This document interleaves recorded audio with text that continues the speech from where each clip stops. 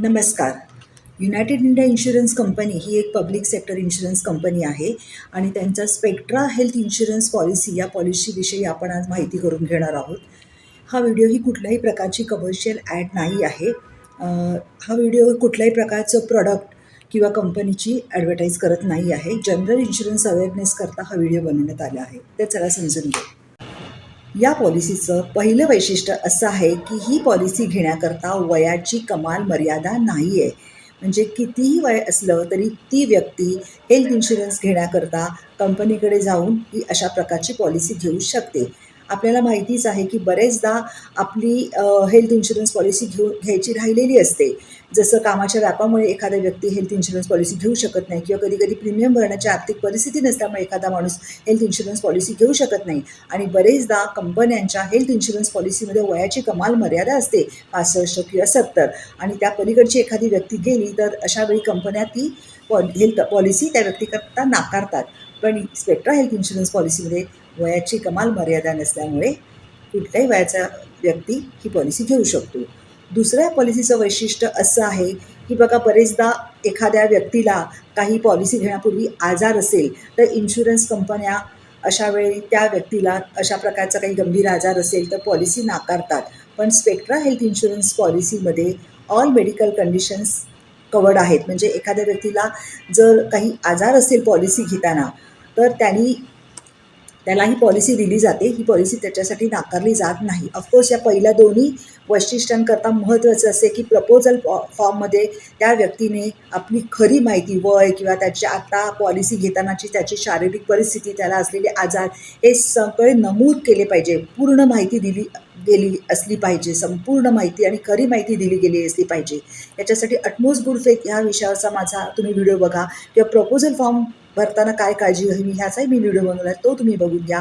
तर जरी वयाची मर्यादा नसली किंवा कुठलाही हेल्थ कंडिशन असेल त्या व्यक्तीची तरीही तिला ही पॉलिसी दिली जाते. पण प्रोव्हायडेड त्या व्यक्तीने प्रपोजल फॉर्ममध्ये सत्य आणि परिपूर्ण माहिती दिली असली पाहिजे. आणि मग अंडररायटर त्याला त्या प्रपोजल फॉर्मचा अभ्यास करतो. आणखीन जर काही त्याला टेस्ट आवश्यक असेल तर टेस्ट करायला सांगतो आणि पूर्णपणे त्या संपूर्ण गोष्टींचा अभ्यास करून मगच त्याला पॉलिसी दिली जाते. त्या पॉलिसीचं आणखीन तिसरं वैशिष्ट्य असं आहे की ही पॉलिसी इंडिव्हिज्युअल बेसिसवरती पण घेता येते आणि फॅमिली करता पण घेता येते. इंडिव्हिज्युअल बेसिस म्हणजे समजा एखाद्या व्यक्तीच्या कुटुंबामध्ये 4 लोक आहेत, नवरा बायको आणि 2 मुलं. तर इंडिव्हिज्युअल बेसिस म्हणजे प्रत्येकाकरता 5-5 लाख कवर, नवऱ्याकरता 5, बायकोकरता 5, मुलांकरता प्रत्येकी 5-5 अशी इंडिव्हिज्युअल बेसिस करता पण ही पॉलिसी घेऊ शकतो. किंवा ओव्हरऑल फॅमिलीकरता एक फ्लोटर सम इन्शुर्ड असते. म्हणजे 20 लाख 25 लाख अशाही प्रकारे ही पॉलिसी घेता येते. म्हणजे दोन्ही पद्धतीने इंडिव्हिज्युअल बेसिस आणि फॅमिली फ्लोटर बेसिस. मग आता फॅमिलीची व्याख्या म्हणजे कुटुंबाची व्याख्या काय करण्यात आलेली आहे या पॉलिसीकरता, तर ह्याच्यामध्ये कुटुंबाची व्याख्या ही खूप व्यापक आहे. जर या पॉलिसीमध्ये कुटुंबामध्ये कोण कोण घटक समाविष्ट होतात तर ती व्यक्ती स्वतः, प्रपोजल जो इन्शुरन्स कंपनीकडे अप्रोच होतो तो स्वतः, सेल्फ, त्याच्यानंतर त्या व्यक्तीची पती किंवा पत्नी या पॉलिसीमध्ये कवर असते.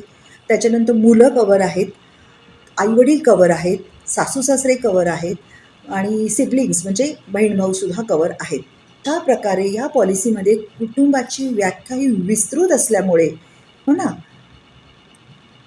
संपूर्ण कवर ही पॉलिसी तुम्हाला देते असं आपण म्हणू शकतो. बऱ्याच पॉलिसीमध्ये फक्त नवरा बायको आणि मुलं आणि आईवडील असेच कवर असतात. पण या पॉलिसीमध्ये एवढे सगळे कौटुंबिक घटक कवर्ड आहेत. या पॉलिसीचे सम इन्शुर्ड ही मिनिमम 2 लाख आहे.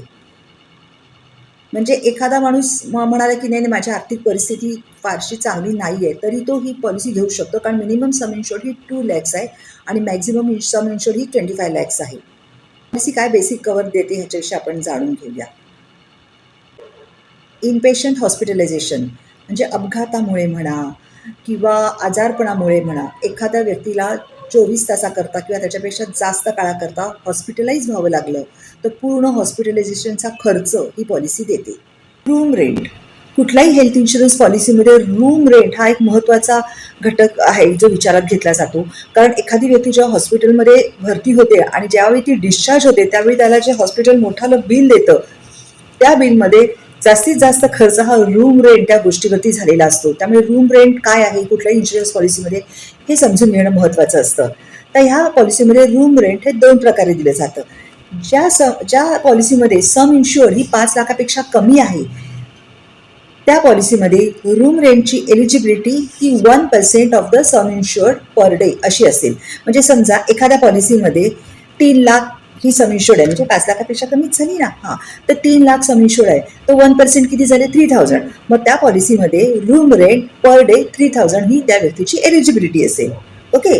आता दुसऱ्या केसमध्ये जर एखाद्या व्यक्तीची पॉलिसीची सम इन्शुअर्ड 5 लाखापेक्षा जास्त असेल, म्हणजे बघा पॉलिसी मॅक्झिमम सम इन्शुअर्ड किती आहे? 25 लाख आहे ना. मग 5 लाखापासून 25 लाख किती अशी त्या व्यक्तीची सम इन्शुअर्ड असेल, तर त्याच्याकडे रूम रेंट एलिजिबिलिटी वेगळी आहे. ती काय ते आपण समजून घेऊया. तर अशा व्यक्तीची ज्याची सम इन्शुअर्ड 5 लाखापेक्षा जास्त आहे, रूम रेंट काय त्याला एलिजिबल आहे हे ठरवताना 2 गोष्टी विचारात घेतल्या जातात. एक तर 1% ऑफ द सम इन्शुअर्ड काय आहे ही अमाऊंट काढली जाते, आणि दुसरं म्हणजे अशी व्यक्ती ज्या हॉस्पिटलमध्ये भरती झालेली आहे त्या हॉस्पिटलमध्ये सिंगल ऑक्युपन्सी स्टँडर्ड AC रूमचे काय चार्जेस आहेत ते विचारात घेतले जातात. आणि मग ह्या 2 अमाऊंटची तुलना केली जाते. 1% ऑफ सम इन्शुअर्ड काय आहे आणि सिंगल ऑक्युपन्सी स्टँडर्ड AC रूमचे चार्जेस काय आहेत. आणि ह्या 2 अमाऊंटमध्ये जी हायर अमाऊंट असते ती व्यक्तीची त्या पॉलिसीच्या अंतर्गत रूम रेंट एलिजिबिलिटी ठरवली जाते. ICUच्या रूम रेंटची एलिजिबिलिटी काय आहे ते आपण बघूया. ज्या पॉलिसीमध्ये सम इन्शुअर्ड 5 लाखापेक्षा कमी आहे अशा पॉलिसीमध्ये ICUचं पर डे रूम रेंटची लिमिट ही 2% ऑफ द सम इन्शुअर्ड आहे. म्हणजे मगाशी आपण बघितलं 3 लाख रुपये अशी जर सम इन्शुअर्ड असेल तर रूम रेंट किती होतं? Per day 3000. आणि ICUमध्ये अशी व्यक्ती गेली तर तिची पर डे रूम रेंट किती होणार? 6000 रुपीज त्या व्यक्तीला मिळणार. ओके. 5 लाखापेक्षा सम इन्शुअर्ड कमी असेल तर ICU rent per day 2% of the sum insured असेल. आणि जर सम इन्शुअर्ड ही 5 लाखापेक्षा जास्त असेल तर अशा व्यक्तीला ICU करता काहीही रूम रेंटचं लिमिट नाही आहे. जे ॲक्च्युअल रूम रेंट असेल ICUचं पर डे ते त्या व्यक्तीला दिलं जातं. या पॉलिसीमध्ये डेली कॅश अलाउन्स हे ऑप्शनल कवर आहे, म्हणजे जास्तीचं प्रीमियम भरून तुम्ही डेली कॅश अलाउन्स हे कवर घेऊ शकतात. म्हणजे समजा एखादी व्यक्ती हॉस्पिटलाइज झाली आणि तो क्लेम त्याचा पॉलिसीच्या अंतर्गत देय असेल, ॲडमिसिबल असेल, तर त्या व्यक्तीला डेली कॅश अलाउन्स म्हणून काही रक्कम दिली जाते. सम इन्शुअर्ड हे 5 लाखापेक्षा कमी आहे तिथे डेली कॅश अलाउन्स हा ₹500 पर डे असा दिला जातो. आणि मॅक्झिमम लिमिट किती? 5000 पॉलिसी पिरियड करता. म्हणजे एखादी व्यक्ती हॉस्पिटलमध्ये सलग 10 दिवस राहिली तर 500 × 10 5000 डेली अलाउन्स एक्झॉस्ट झाला. ठीक आहे. आणि परत जर समजा ती व्यक्ती किंवा त्या व्यक्तीच्या कुटुंबातील इतर व्यक्ती जर हॉस्पिटलमध्ये गेली तर तिला अशा प्रकारचा डेली अलाउन्स नाही मिळणार, कारण 5000 सम इन्शुअर्ड पर पॉलिसी पिरियड हा एक्झॉस्ट झालेला आहे. ही सम इन्शुअर्ड संपलेली आहे.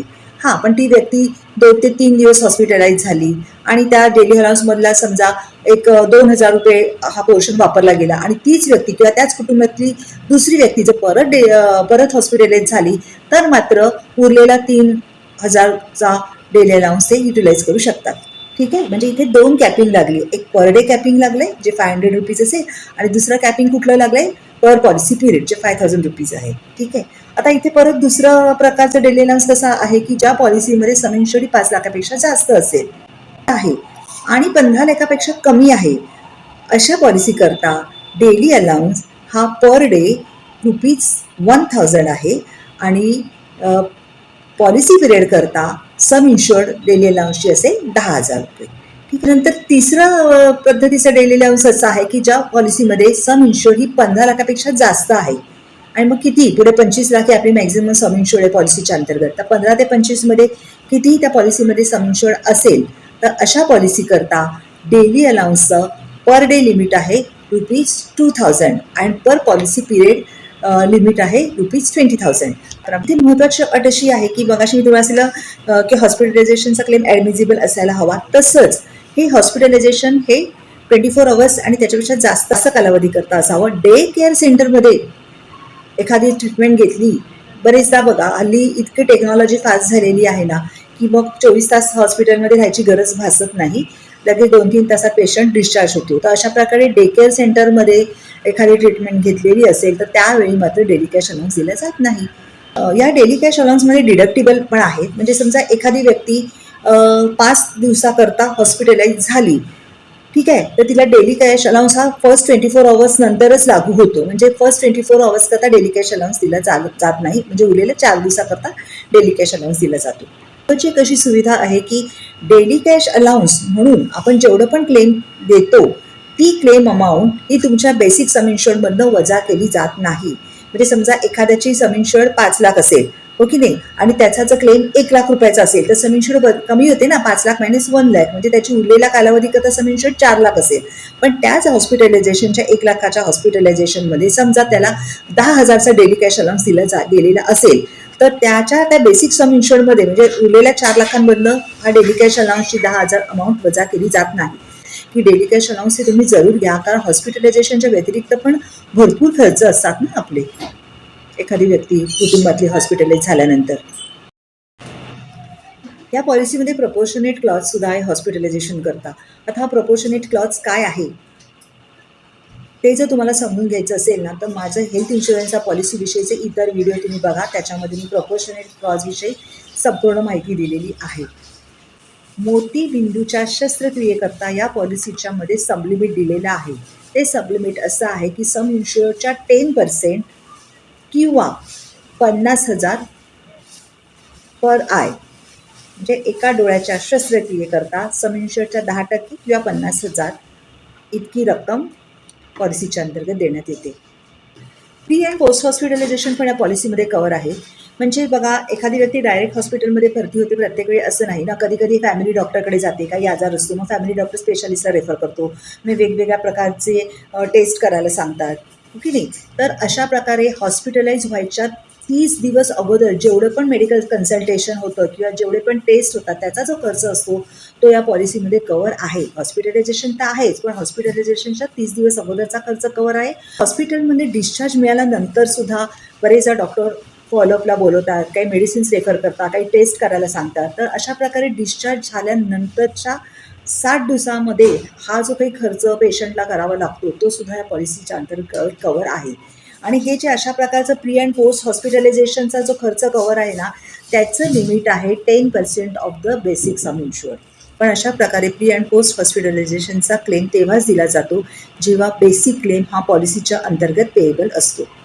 डोनर एक्सपेन्सेस पण ह्या पॉलिसीच्या अंतर्गत कवर आहे. म्हणजे समजा इन्शुअर्ड पर्सनला एखादा अवयव, किडनी किंवा काय अशा एखाद्या अवयवाची गरज असेल आणि दुसरी एखादी व्यक्ती आपल्या इन्शुअर्डला अशा प्रकारचा अवयव दान करत असेल, तर त्या दुसऱ्या व्यक्तीला काय काय प्रकारचा या पॉलिसीच्या अंतर्गत खर्च दिला जातो हे आपण आता समजून घेऊया.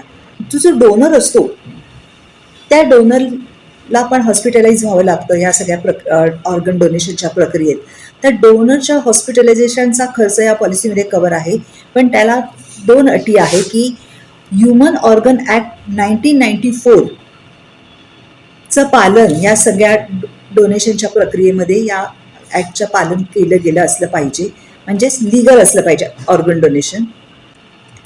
आणि अशा प्रकारे एकदा ऑर्गन डोनेशन हे लिगल आहे हे सिद्ध झालं की मग हॉस्पिटलायझेशनचा खर्च त्या ऑर्गन डोनरचा पॉलिसी देते. पण खालील गोष्टी या पॉलिसीमध्ये कव्हर नाही आहेत. त्या काय आहेत ते आता आपण समजून घेऊया. डोनरचा फक्त हॉस्पिटलायझेशनचा खर्च कव्हर होतो. डोनरला प्री अँड पोस्ट हॉस्पिटलायझेशन मिळत नाही. दुसरं, कुठलाही डोनर जेव्हा आपलं ऑर्गन एखाद्या व्यक्तीला डोनेट करत असतो तेव्हा तो ऑर्गन त्या आजारी माणसाकरता सुटेबल आहे का, तो त्याच्या शरीरात त्या आजारी व्यक्तीचं शरीर ते ऑर्गन स्वीकार करेल का, व खर्च असतो ना ऑर्गन डोनरच्या स्क्रीनिंग करताचा जो खर्च आहे ना तो या पॉलिसीमध्ये कव्हर नाही आहे. ऑर्गन डोनरच्या स्क्रीनिंग करता होणारा खर्च या पॉलिसीमध्ये कव्हर नाही आहे. अरे, जेव्हा अवयवदान केलं जातं तेव्हा तो अवयव मिळवण्याकरता जर इन्शुअर्ड पर्सनला प्रत्यक्ष किंवा अप्रत्यक्षरित्या काही खर्च करावा लागला असेल, काही कॉस्ट द्यावी लागली असेल, तर अशा प्रकारची कॉस्ट ही या पॉलिसीमध्ये कव्हर नाही आहे. बरेचदा असा ऑर्गन एका ठिकाणाहून डोनर एका ठिकाणी असतो, इन्शुअर्ड पर्सन ज्याच्या शरीरात हा ऑर्गन प्रत्यारोपित करायचा असतो, हा अवयव प्रत्यारोपित करायचा असतो, तो दुसऱ्या ठिकाणी असतो.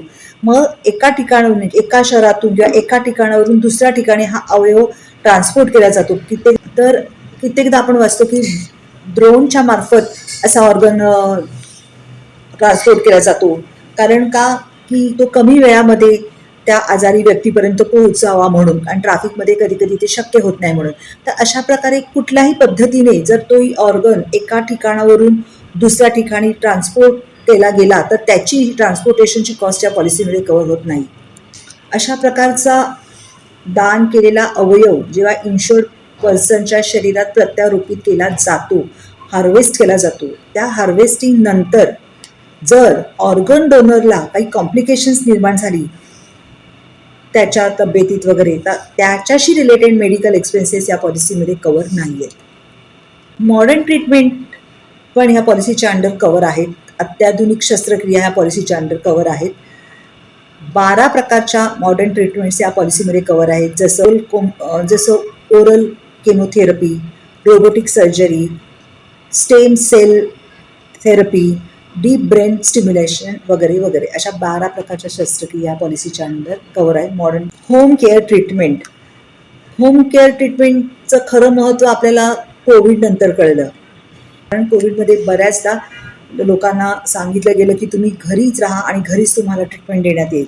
तर अशा प्रकारची होम ट्रीटमेंट ही या इन्शुरन्स पॉलिसीमध्ये कव्हर आहे, स्पेक्ट्रा हेल्थ इन्शुरन्स पॉलिसीमध्ये. आणि पॅन्डेमिक सिच्युएशनमध्येच हे कव्हर ॲक्टिवेट होतं. एपिडेमिक आणि पॅन्डेमिकमधला फरक मी अगोदरही तुम्हाला सांगितलं आहे. जे लोकल साथीचे आजार असतात त्याला एपिडेमिक म्हटलं जातं, जसं मलेरिया. आणि जे जागतिक स्वरूपाचे जे आजार असतात जसं कोविड, त्याला पॅन्डेमिक म्हटलं जातं. तर एपिडेमिक आणि पॅन्डेमिक सिच्युएशनमध्येच होम ट्रीटमेंटसाठी कव्हर जे असतं त्याच्या अंतर्गत पेमेंट केलं जातं. आणि त्याची एलिजिबिलिटी काय आहे? ट्रीटमेंटसाठी सम इन्शुर्ड आहे 10% ऑफ बेसिक सम इन्शुर्ड और ₹30,000 per person per policy period whichever is lower. याच्यासाठी ज्या अटी आहेत त्यातली पहिली अट अशी आहे की मेडिकल ॲडवायझर जे आहेत, डॉक्टर आहेत, त्यांनी ॲडवाईज करायला पाहिजे की अशा प्रकारे होम ट्रीटमेंट दिली जाऊ शकते. आपण व्यक्ती स्वतःच नाही ठरवू शकत की मला होम ट्रीटमेंट घ्यायची आहे, डॉक्टरांनी ती ॲडवाईज केली असली पाहिजे.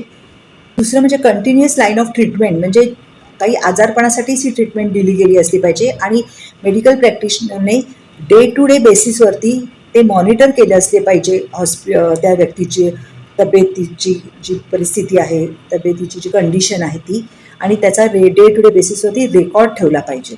अंतर्गत काय काय प्रकारचे खर्च अप्रूव्ह केले जातात त्याच्याविषयी पॉलिसीमध्ये माहिती आहे. जसं डायग्नोस्टिक टेस्ट दिल्या जातात, मेडिसिनची कॉस्ट दिली जाते, कन्सल्टेशन चार्जेस दिले जातात, ऑक्सिमीटर विकत घेतले असेल तर त्याचे चार्जेस दिले जातात, त्याच्यानंतर नेब्युलायझर जर विकत घेतले असेल तर त्याचे चार्जेस दिले जातात. तरी ऑक्सिजन सिलेंडर हे भाडेतत्वावर घेतलं जातं, तर अशा प्रकारचं भाडंसुद्धा ह्या क्लॉजच्या अंडर दिलं जातं. रोड ॲम्ब्युलन्सचा खर्च पण या पॉलिसीच्या अंतर्गत मिळतो. पर इव्हेंट 2,500 आणि पर पॉलिसी पिरियड 5,000 ही त्याची लिमिट आहे. अचानक काही व्यक्तीला आजार उद्भवला तर त्याला ॲम्ब्युलन्स बोलवून हॉस्पिटलमध्ये भरती केलं जातं, त्यावेळी रोड ॲम्ब्युलन्स तो क्लेम करू शकतो. कधी कधी एखादी व्यक्ती घराच्या जवळ ॲडमिट होते आणि मग नंतर कळतं की बाबा त्याचा जो आजार आहे तो गंभीर आहे आणि ते हॉस्पिटल जनरल हॉस्पिटल आहे, सुपर स्पेशालिटी हॉस्पिटल नाही आहे, त्या हॉस्पिटलमध्ये अशा प्रकारची ट्रीटमेंट उपलब्ध नाही आहे. मग डॉक्टर्स सांगतात की तुम्ही जरा मोठ्या हॉस्पिटलमध्ये शिफ्ट व्हा, तर त्यावेळी पण ॲम्ब्युलन्सचा खर्च केला जातो.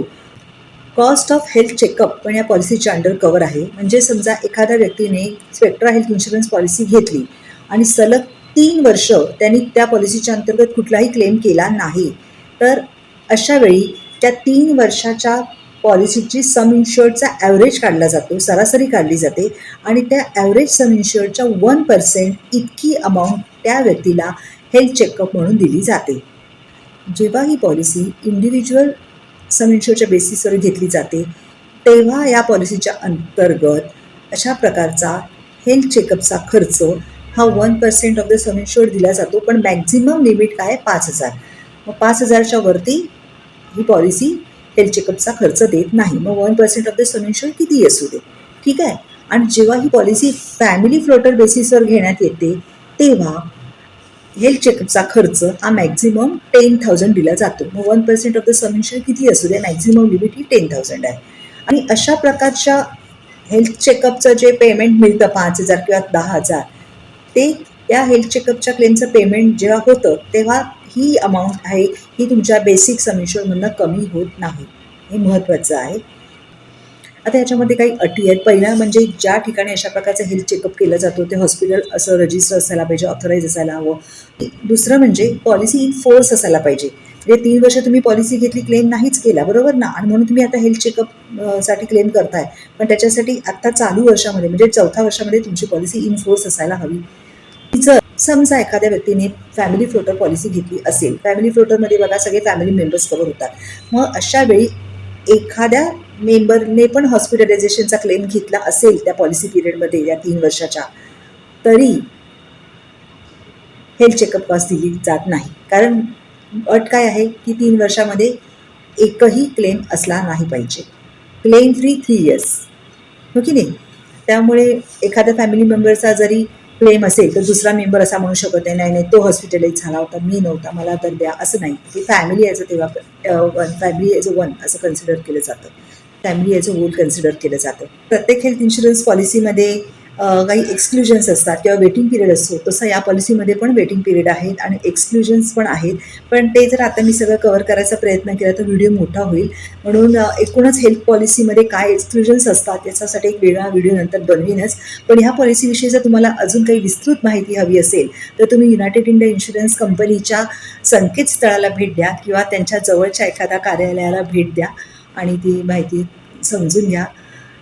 तर हेल्थ इन्शुरन्स हा प्रत्येकाकरता फार महत्त्वाचा आहे आणि प्रत्येकाकडे हेल्थ इन्शुरन्स पॉलिसी असणं फार गरजेचं आहे. जरूर हेल्थ इन्शुरन्स पॉलिसी स्वतःकरता घ्या. स्वस्थ राहा, सुरक्षित राहा. धन्यवाद.